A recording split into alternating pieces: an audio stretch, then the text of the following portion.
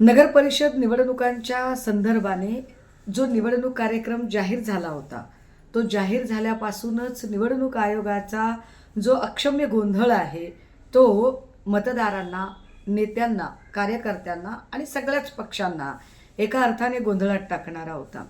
त्यातही अचानक 24 ठिकाणच्या नगर परिषदांच्या निवडणुका रद्द झाल्या.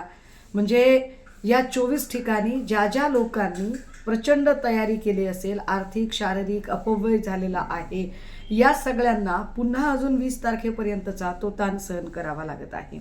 मात्र 24 नगर परिषदांच्या निवडणुका रद्द होत आहेत, म्हणून इतरही नगर परिषदांच्या निवडणुकांचा ज्याचं आज मतप्रक्रिया राबवली जात आहे, त्याचा निकाल जो उद्या अपेक्षित होता, तो 21 तारखेपर्यंत लांबणीवर टाकणं हे त्याहीपेक्षा अधिक त्रासदायक आहे.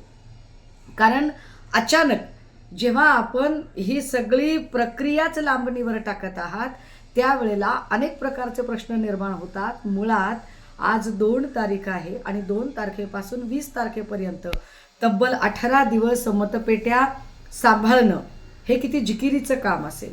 या सगळ्यांमुळे एकूण पोलीस व्यवस्थेवर किती ताण येऊ शकतो, निवडणूक आयोगाच्या कर्मचाऱ्यांवर किती ताण येऊ शकतो, यामधून जे वेगवेगळ्या पक्षाचे नेते कार्यकर्ते आहेत, यांच्यातला जो एकूण स्थानिक पातळीवरचं जे एक सामंजस्याचं सलोख्याचं वातावरण असतं, हे वातावरण किती बिघडू शकतं, याची सुतराम कल्पना निवडणूक आयोगाला आहे का?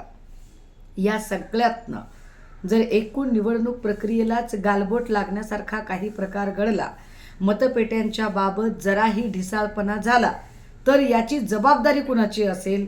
त्यामुळे ह्या सगळ्या एकूण प्रक्रियेने निश्चितपणे आमच्यासह अगदी सत्ताधारी असतील, विरोधक असतील, हे सगळेच पक्ष संभ्रमात पडलेले आहेत की निवडणूक आयोगाचं नेमकं चाललंय तरी काय.